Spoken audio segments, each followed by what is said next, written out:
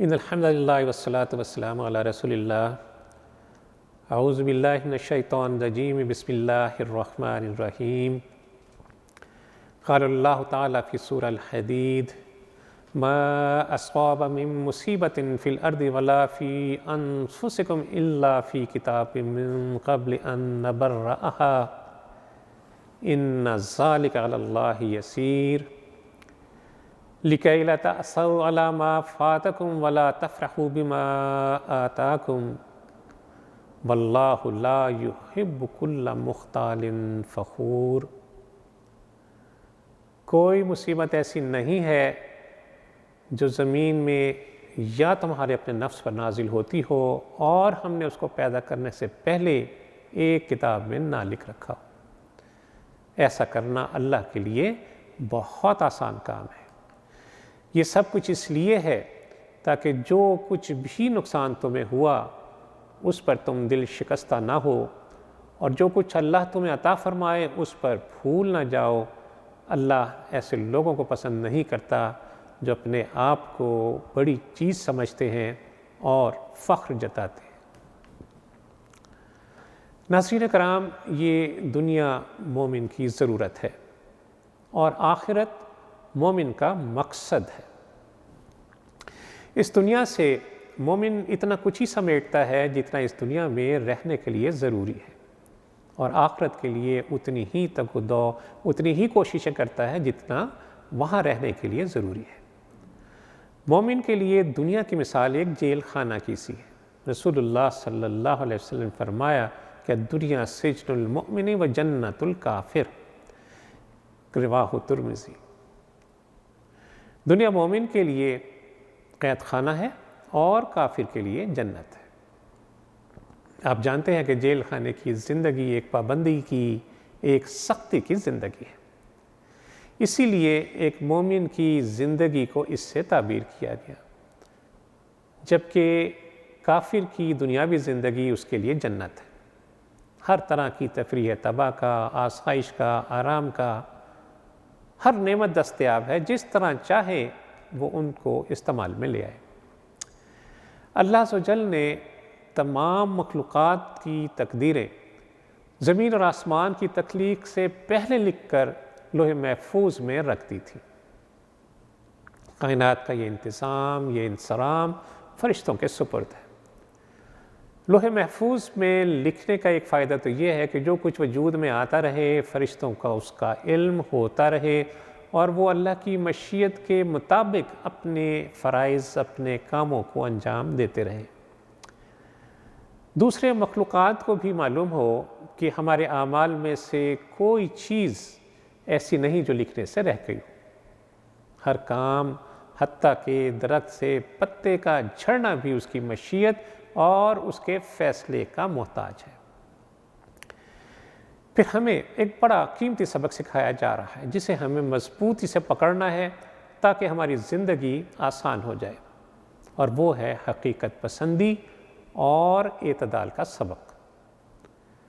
بتایا جا رہا ہے کہ جب کوئی مصیبت تم پر آن پڑے تو دل شکستہ نہ ہو، مایوس نہ ہو، اپنی قسمت کو کوسنے نہ لگ جاؤ، پیروں کے پاس، بزرگوں، نجومیوں کو پکڑ کر نہ بیٹھ جاؤ کہ اس مشکل سے کیسے نکلے۔ بس جو مصیبت تم پر گزر رہی ہے تم اس سے بھاگ نہیں سکتے، یہ تمہارے مقدر میں لکھ دی گئی ہے، اور اللہ کا لکھا ہو کر رہتا ہے۔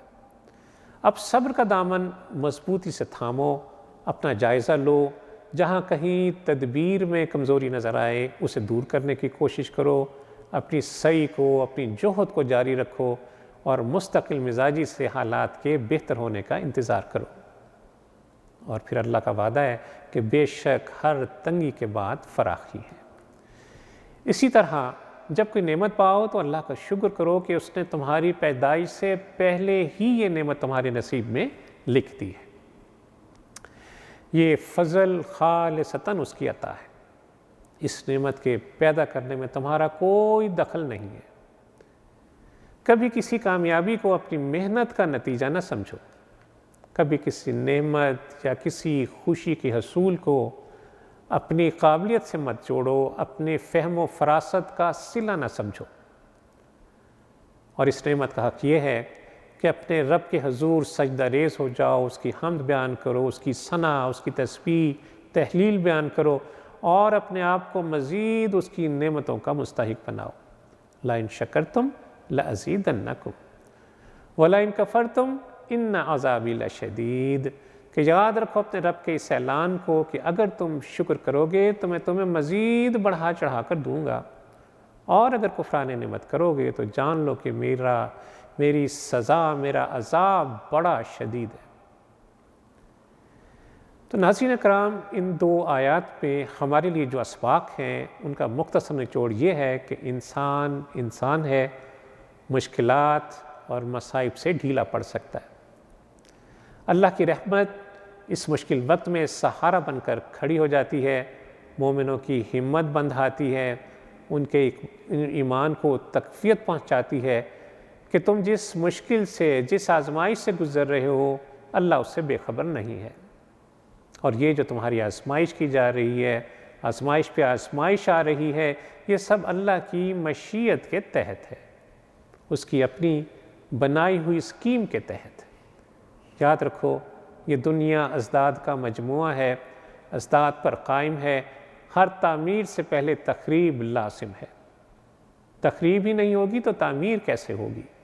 تو یاد رکھو ہر مشکل کے بعد آسانی ہے، جب مشکلات آئیں اللہ کے آگے گڑ گڑاؤ، اور جب خوشیاں پاؤ تو اس کے آگے سجدہ ریز ہو جاؤ۔